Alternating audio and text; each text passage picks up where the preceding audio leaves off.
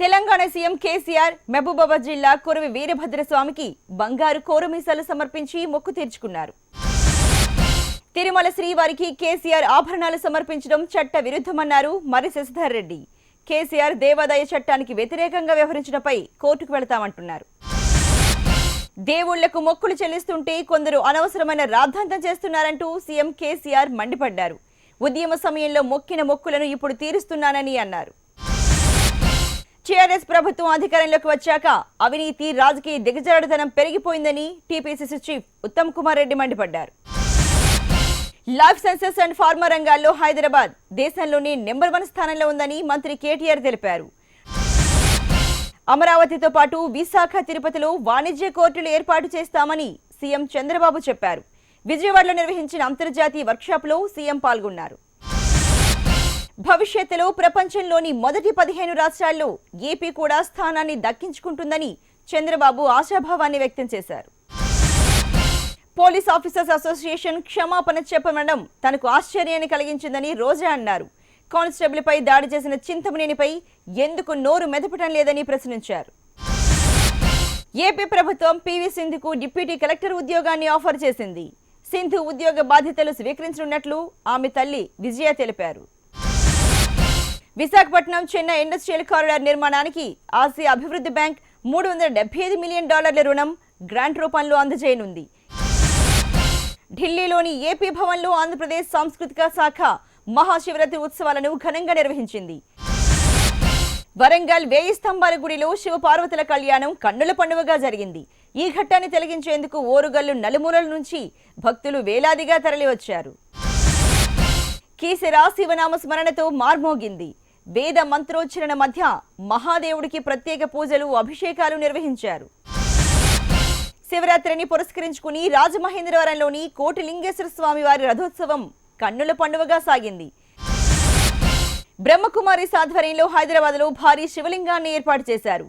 గచ్చిబౌలిలోని శాంతి సరోవర్లో 12 అడుగుల శివలింగం, 12 జ్యోతిర్లింగాలు భక్తులకు కనువిందు చేశాయి.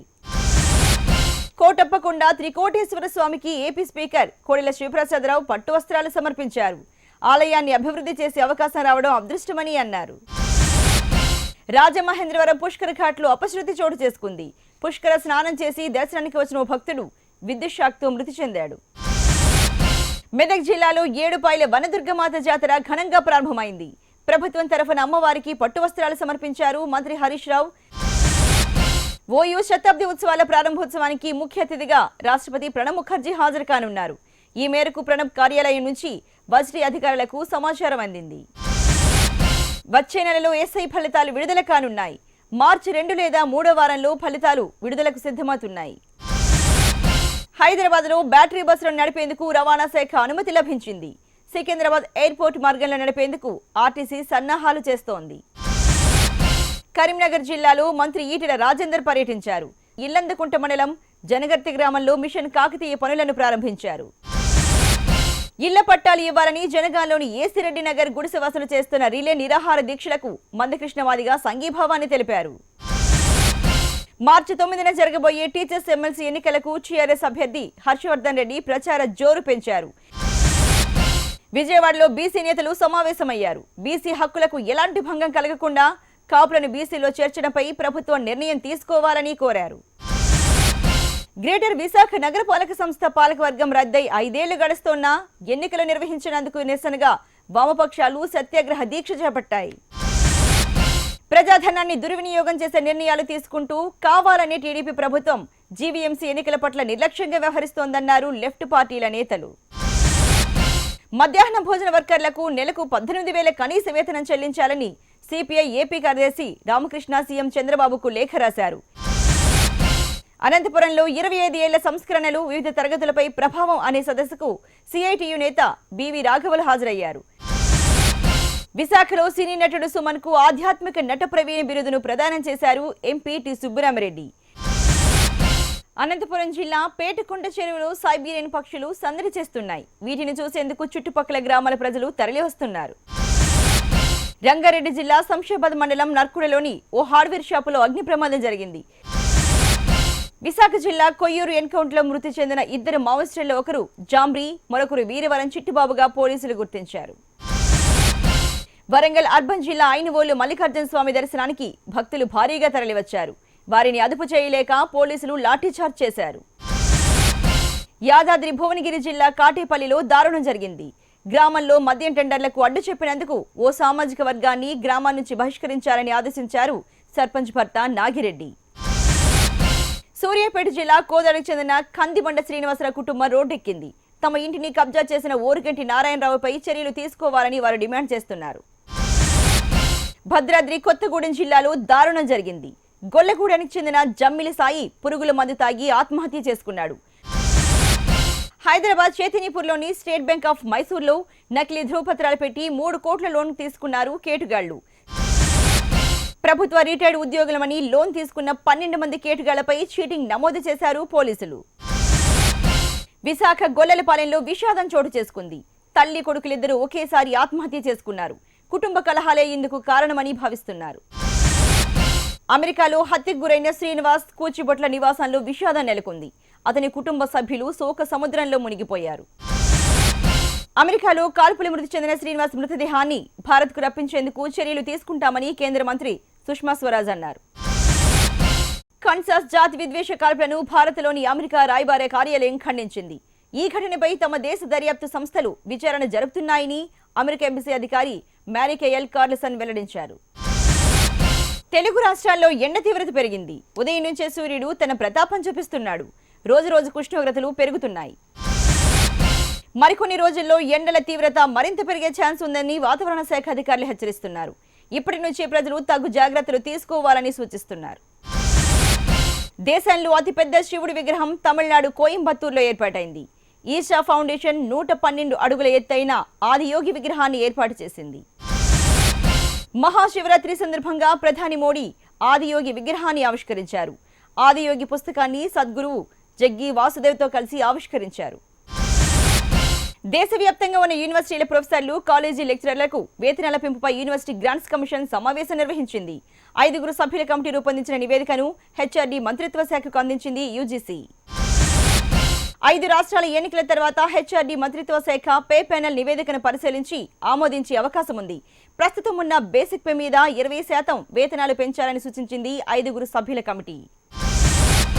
ఇప్పుడున్న డిఏను బేసిక్ పేతో కలిపి వేతనాలు పెంచే ఛాన్స్ ఉంది. ఇదే గనక జరిగితే దేశవ్యాప్తంగా ఉన్న ప్రొఫెసర్లు, కాలేజీ లెక్చరర్లకు 25 నుంచి 30% జీతాలు పెరగనున్నాయి. తమిళనాడులో మరో కొత్త రాజకీయ పార్టీ ఆవిర్భవించింది. జయలలిత మేనకోడలు దీపా జైకర్ కొత్త పార్టీని ప్రకటించారు. ఎంజీఆర్ అమ్మ దీప పెరవై పేరుతో పార్టీ పేరు ప్రకటించారు దీపా. ఎంజీఆర్, జయలలితల చిత్రాలతో పాటు కాగడ గుర్తు ఉన్న జెండాను ఆవిష్కరించారు. ఆర్కే నగర్ ఉప ఎన్నికలో పోటీ చేస్తానని ప్రకటించారు దీపా. మాజీ సీఎం పన్నీర్ సెల్వంతో కలిసి పనిచేయనని స్పష్టం చేశారు. జయలలిత జయంతిని అన్నాడీఎంకే వర్గాలు బరువెక్కిన హృదయంతో జరుపుకున్నారు. మెరీనా బీచ్లోని అమ్మ సమాధి వద్ద పార్టీ నేతలు, మంత్రులు, అభిమానులు నివాళులర్పించారు. పార్టీ కార్యకర్తలకు శశికళ లేఖ రాశారు. 33 సంవత్సరాలుగా జయలలిత పుట్టిన రోజును ఆమెతో కలిసి జరుపుకున్నానని, ప్రస్తుతం ఆమె లేకుండా జరుపుకోవాల్సి వచ్చిందని పేర్కొన్నారు. శశికళ వర్గానికి జయలలిత మేనల్లుడు దీపక్ జయకుమార్ షాక్ ఇచ్చారు. పన్నీర్ సెల్వానికి మద్దతు తెలపడంతో పాటు జైకు సుప్రీంకోర్టు విధించిన 100 కోట్ల జరిమానాను కూడా కడతానన్నాడు. డీఎంకే నేత స్టాలిన్ జాతీయ పార్టీల మద్దతు కూడగట్టే పనిలో ఉన్నారు. తమిళనాడులో ప్రస్తుత పరిస్థితులను సోనియా గాంధీ, సీతారాం ఏచూరితో చర్చించారు. నీట్ నుంచి తమిళనాడును మినహాయించాలని తాము ఎప్పటి నుంచో కోరుతున్నామని సీఎం పళనిస్వామి తెలిపారు. ఈ వివాదంపై త్వరలోనే ప్రధాని మోడీని కలుస్తానన్నారు. శశికళ కుటుంబం నుంచి అన్నాడీఎంకే పార్టీని చేజెక్కించుకుంటామని పన్నీర్ సెల్వం స్పష్టం చేశారు.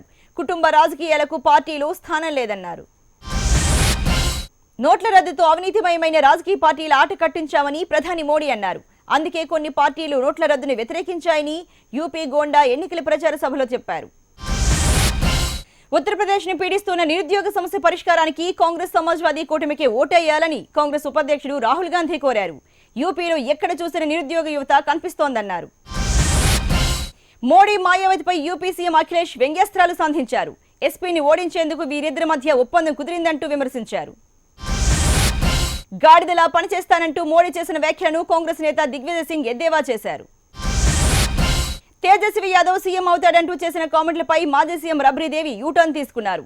సీఎంగా నితీష్ పూర్తికాలం అధికారంలో ఉంటారన్నారు. రాహుల్ గాంధీ ఇంకా చిన్న పిల్లాడని ఢిల్లీ మాజీ సీఎం షీలా దీక్షిత్ తెలిపారు. రాహుల్ ఇంకా పరిపక్వత చెందాల్సిన అవసరం ఉందన్నారు. ముంబై మున్సిపల్ కార్పొరేషన్ మేయర్ పదవి తమదేనని శివసేన పార్టీ వెల్లడించింది. బీజేపీతో పొత్తు పెట్టుకునే ప్రసక్తే లేదని శివసేన స్పష్టం చేసింది. యూపీ ఉజ్జయిని దేవాలయం గర్భగుడిలో వెళ్లేందుకు ప్రయత్నించిన కేంద్ర మంత్రి ఉమాభారతిని ఆలయ సిబ్బంది అడ్డుకున్నారు. ఇదేంటని సిబ్బందితో ఉమాభారతి వాగ్వాదానికి దిగారు. ఢిల్లీ బీజేపీ ఎమ్మెల్యే విజయ్ జోలీ అత్యాచారం చేశాడంటూ ఓ మహిళ పోలీసులకు ఫిర్యాదు చేసింది. జోలీపై పోలీసులు కేసు నమోదు చేశారు. మణిపూర్లో భూమి కంపించింది. రిక్టర్ స్కేల్పై తీవ్రత 5.2గా నమోదైంది. భూ ప్రకంపనలకు జనం ఇళ్ల నుంచి పరుగులు తీశారు.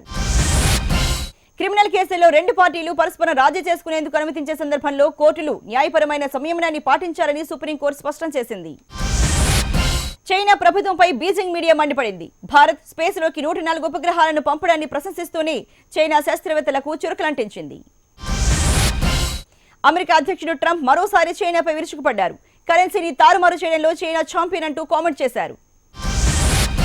ముస్లిం ఆచారాలను ఇరాక్ ప్రభుత్వం భ్రష్టు పట్టిస్తోందని ఆరోపిస్తూ ఇద్దరు సైనికాధికారుల తలలు నరికి చంపింది ఐసిస్.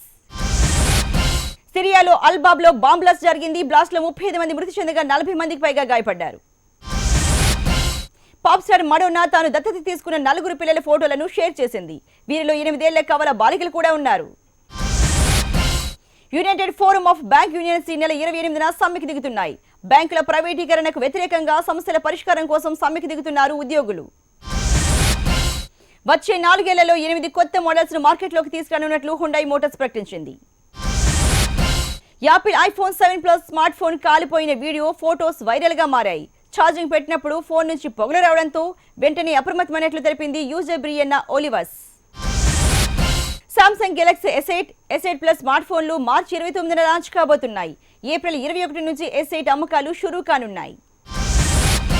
పూరి జగన్నాథ్ దర్శకత్వంలో బాలకృష్ణ 101వ సినిమా ప్రారంభం కానుంది. మార్చి 9న షూటింగ్ పట్టాలెక్కనుంది.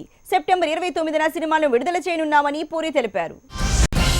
మార్గదర్శకాలకు విరుద్ధంగా ఉండటం వల్లే లిప్స్టిక్ అండర్ మై బుర్ఖాకు క్లియరెన్స్ ఇవ్వలేదని కేంద్ర సెన్సార్ బోర్డు తెలిపింది.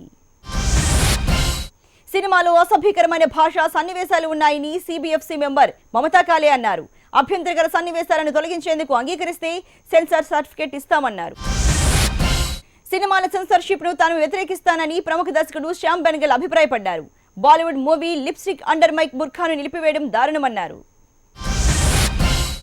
తమిళ యువ హీరోలు సింభు ధనుషులపై గాయని సుచిత్ర తీవ్ర ఆరోపణలు చేశారు. వీరిద్దరూ తన పట్ల చాలా దురుసుగా ప్రవర్తించారంటూ సుచిత్ర ట్వీట్ చేశారు. కరీనా కపూర్ మళ్లీ కెమెరా ముందుకొచ్చేసింది. జ్యువెలరీ యాడ్ షూటింగ్ సమయంలో దిగిన ఫోటోను ట్విట్టర్లో పోస్ట్ చేసింది.